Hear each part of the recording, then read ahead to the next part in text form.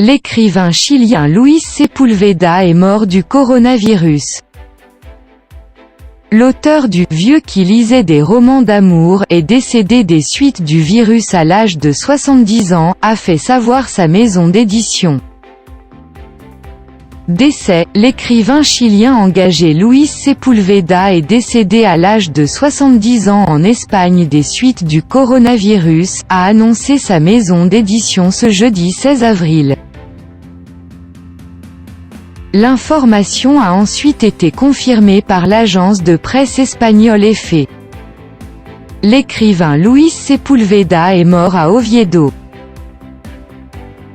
L'équipe de Tusquets Editor regrette profondément sa perte, a écrit le groupe éditorial espagnol dans un communiqué.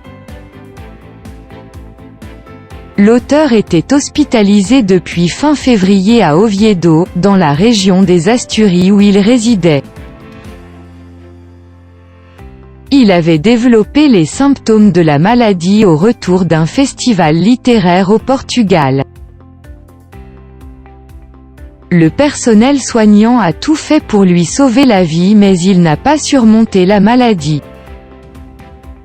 Mes plus sincères condoléances à sa femme et à sa famille, a assuré sur Twitter le président de la région des Asturies, Adrián Barbón. Vivant en Europe depuis les années 1980, Sepúlveda est l'auteur d'une vingtaine de romans, chroniques, récits, nouvelles et fables pour enfants traduits dans une cinquantaine de pays dont son best-seller Le Vieux qui lisait des romans d'amour. Traduit dans 35 langues, le texte lui a offert une renommée internationale. Un auteur engagé. Né en octobre 1949 à Ovalle, au nord de la capitale chilienne Santiago, l'auteur avait milité très jeune dans les jeunesses communistes puis dans une branche du Parti socialiste. Ce qui lui avait valu d'être arrêté en 1973 par le régime du général Augusto Pinochet.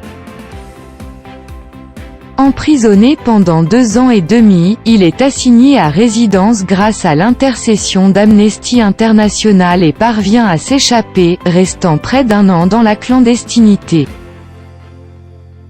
Repris, il est condamné à 28 ans de prison, une peine commuée en exil encore grâce à Amnesty. Il quitte en 1977 le Chili où il ne reviendra jamais s'installer.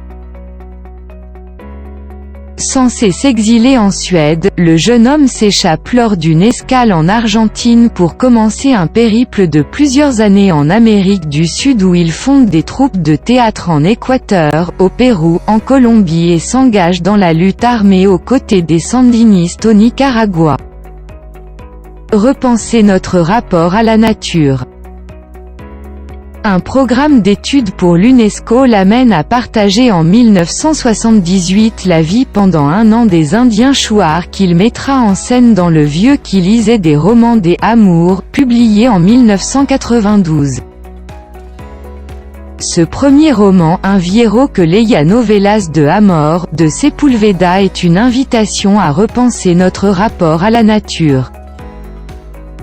Empruntant la forme du conte, l'auteur chilien y raconte l'histoire d'Antonio José Bolívar, qui connaît le peuple amazonien des Chouars, également appelé Jivaro par les envahisseurs espagnols. Lorsque des villageois les accusent à tort du meurtre d'un chasseur blanc, le vieil homme quitte ses romans d'amour, seul échappatoire à la barbarie des hommes, pour chasser le vrai coupable, une panthère majestueuse. Succès planétaire, ce roman a été adapté au cinéma en 2001 par Rolf De Heer, The Old Man Who Read Love Stories, avec Richard Dreyfuss dans le rôle principal. En mer avec Greenpeace. Parti d'Amérique latine, Sepúlveda s'installe à partir de 1982 en Europe, d'abord à Hambourg en Allemagne où il fait du journalisme et travaille plusieurs années pour Greenpeace avec qui il sillonne les mers. Retrouvant sa première femme, la poétesse Carmen Yáñez, torturée sous la dictature chilienne, l'écrivain s'établit en 1996 à Riron, dans les Asturies. Luis Sepúlveda, qui a aussi eu une activité, toutefois marginale, de scénariste et de réalisateur, a aussi écrit, entre autres parutions, Le Neveu d'Amérique, Patagonia Express, 1996, Les Roses d'Atacama, Historia Marginal, 2001, ou La fin de l'histoire, El fin de la historia, 2016. Un autre de ses grands succès fut Histoire d'une mouette et du chat qui lui apprit à voler, Historia de una gaviota y del gato que le enseñó a volar, 1996, à destination des jeunes de 8 à 88 ans, qui a donné lieu à un film d'animation.